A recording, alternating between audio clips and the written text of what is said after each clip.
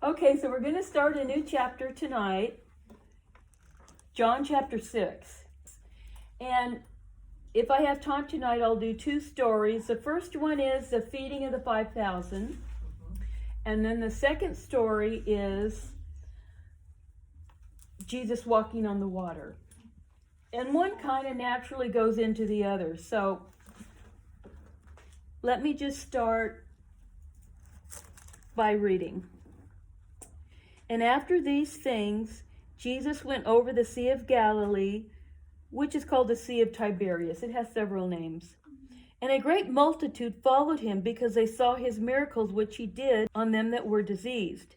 And Jesus went up into a mountain, and there he sat with his disciples. Now I'm going to be reading from a little bit from Matthew, Mark, and Luke, because sometimes when there's a story and you're reading in one gospel, if you get the view of all the other guys that were there at the time, you get a little bit fuller picture of what's going on. Yeah. And so one thing that they said was that he went up into a mountain with his disciples.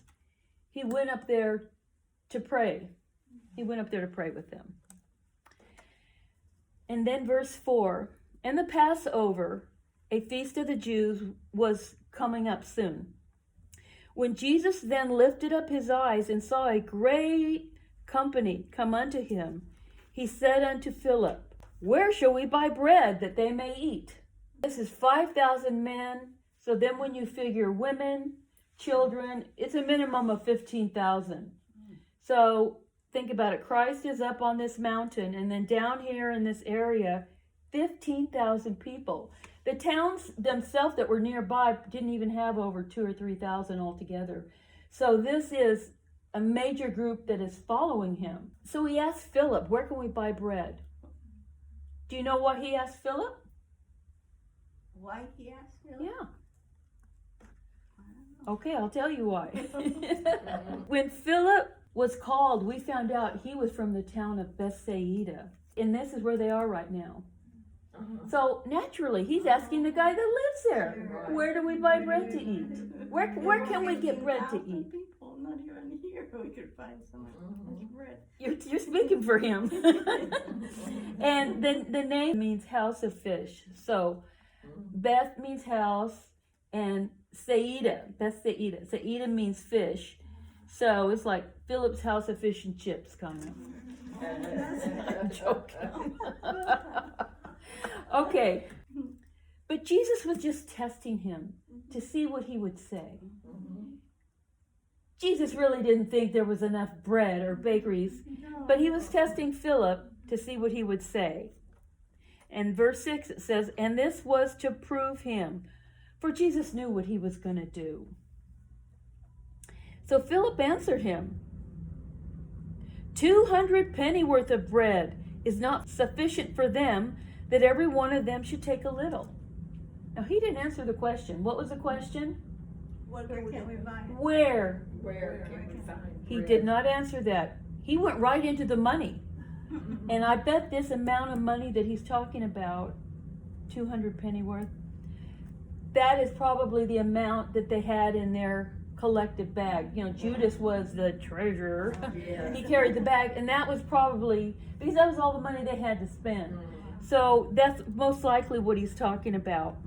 Okay, now I'm going to read from Luke 9:12 and tell you what the other disciples said to do.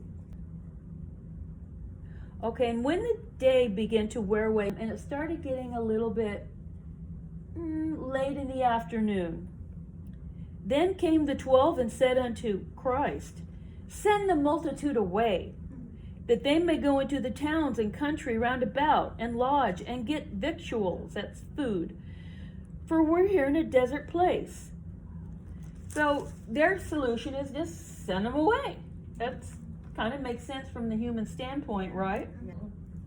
Then Andrew, do you remember I told you about how Andrew had this ministry of bringing people to Christ? He brought Philip, and he brought his brother Peter. Yeah, so this is his ministry. And so Andrew says, there's a lad here which has 5 barley loaves and 2 small fishes. But what are they among so many?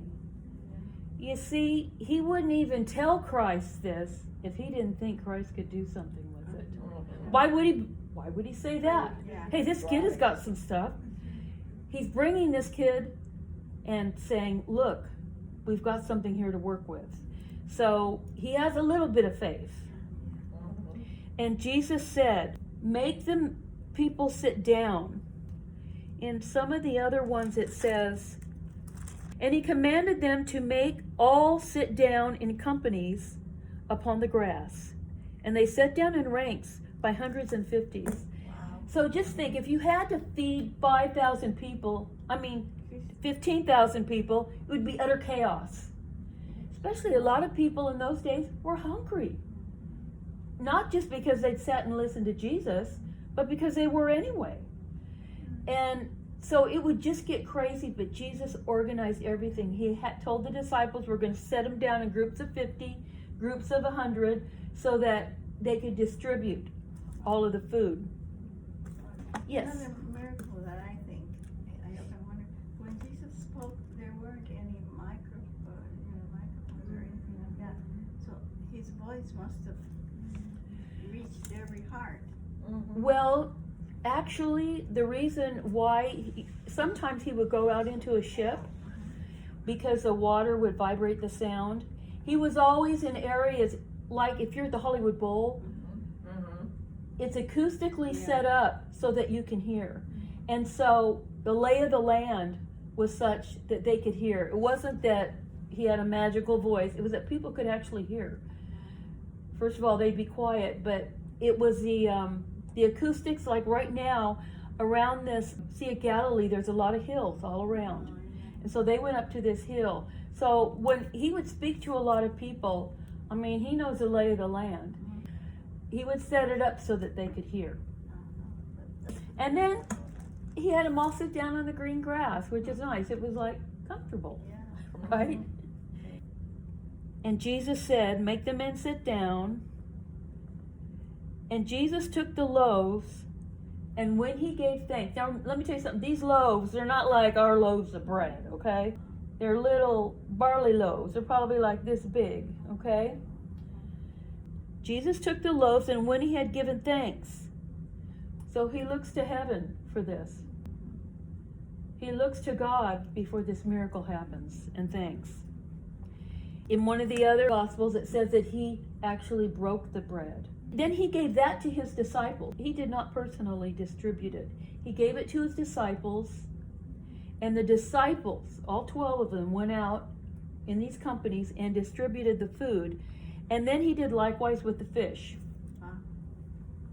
So when they were filled, which is wonderful. These people, like I say, some of them just probably hadn't eaten for a long time, not just that day. A lot of people were hungry in those days. Just didn't have enough food. And it says they were all filled. And then verse 12 says that he said unto them, gather up the fragments that remain, that nothing be lost. So when he says the fragments, he's not talking about the crumbs laying around.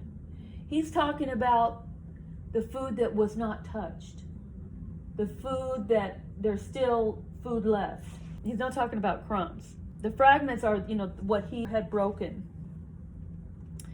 Therefore they gathered them together and filled 12 baskets with the fragments of 5 barley loaves, which remained over and above unto them that had eaten. Now I'm going to tell you something that's pretty unusual about why was it 12 baskets?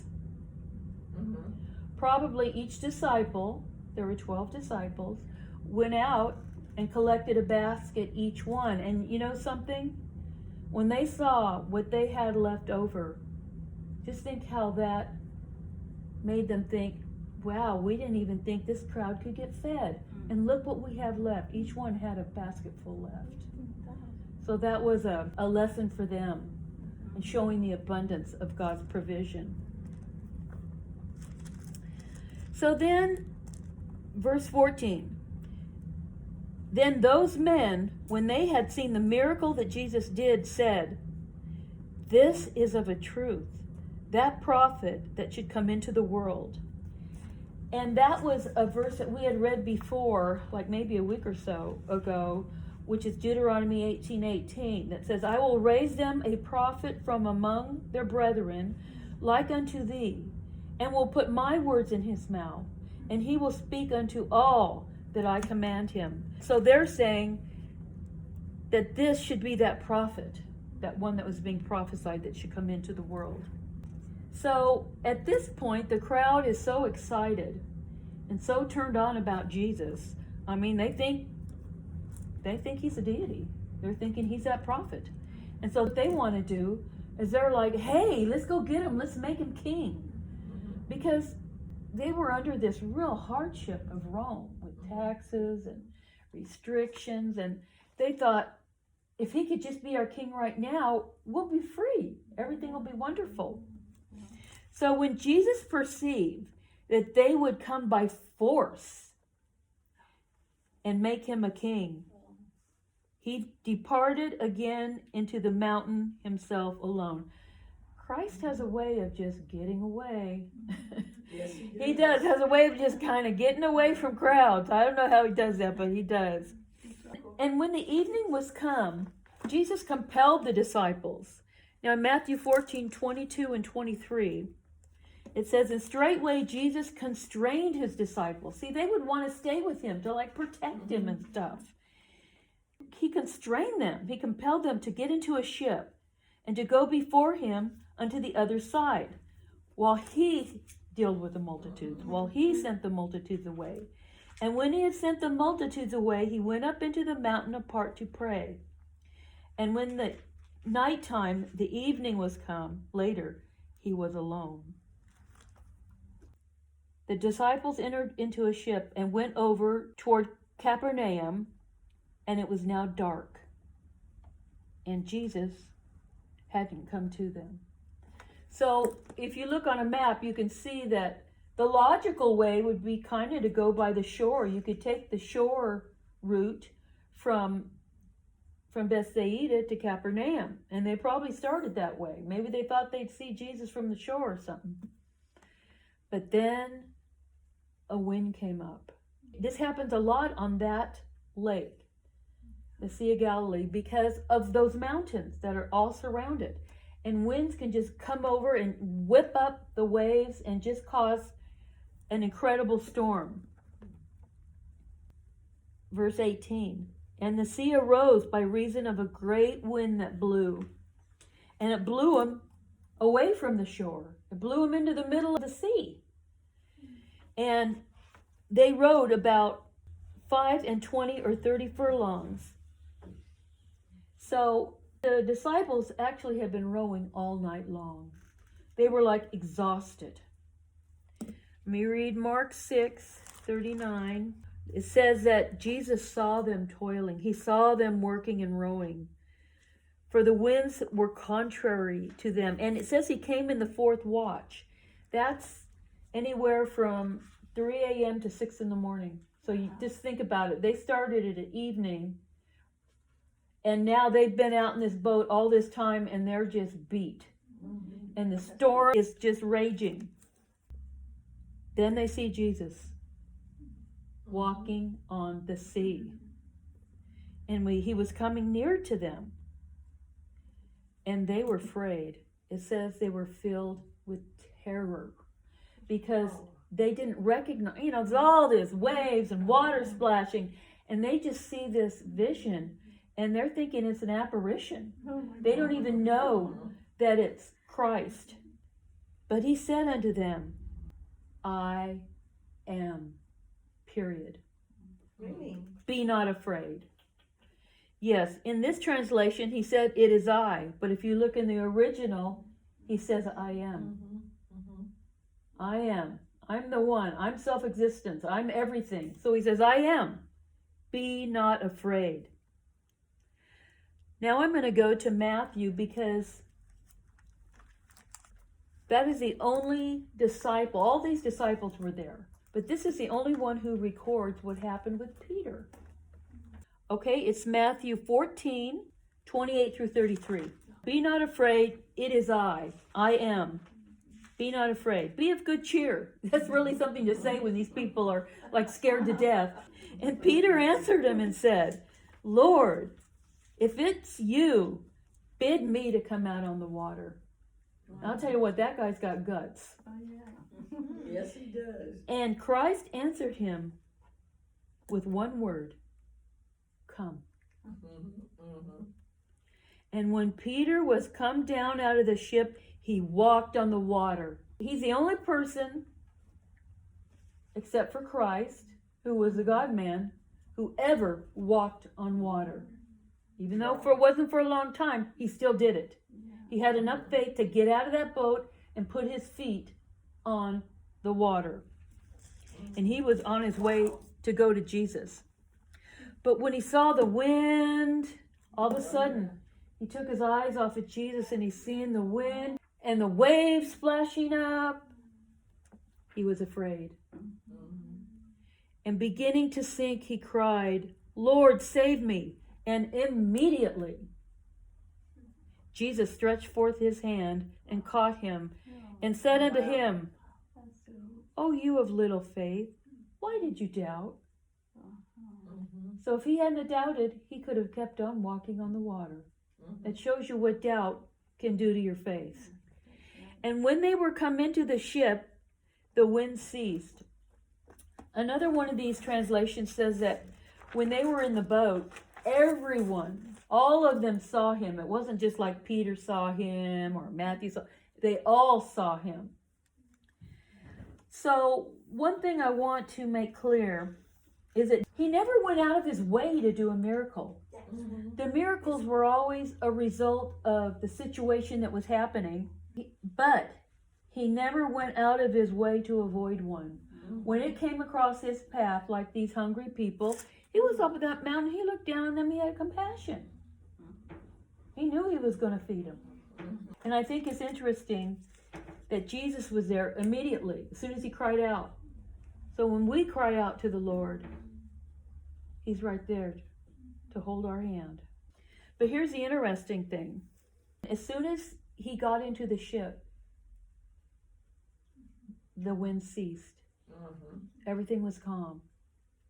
The Creator was there. That's right. Then they willingly received him into the ship, and immediately the ship was at the land where they went. And then it says, in another version, that they all started worshiping Jesus. Every one of them worshiped Jesus after that. Now they had just seen him feed 15,000 people. And you think that they wouldn't be like all astounded at this, but they were. I mean, I have to give them credit because I haven't had that exposure like they had to be personally with him and seeing these miracles happen. But they were astonished at this. So he did 3 miracles during this whole walking on the water incident. First of all, he walked on the water. And then the second miracle was Peter walked on the water. And the third one was the wind ceasing immediately. So something I want to say about this in closing is that I wanted to read what J. Vernon McGee had to say about this, because this is what I think. Jesus came to them in the storm, and that is the time he comes to us today. He makes himself more real to us in a time of trouble and sorrow. I don't know why he waits until midnight, until the waves are rolling, but perhaps that is the only time we will listen to him. When the storms of life are beating on our little boats, our hearts are ready for his presence. So I think he just says it all right there, that sometimes, you know, when we get into trouble or we get into worrying, we get into stress and anxiety, just like when Peter was sinking, say, Lord, help me. He's right there. He's going to grab your hand right there and take care of you. And he'll be there to help you. Okay, that's my lesson for tonight.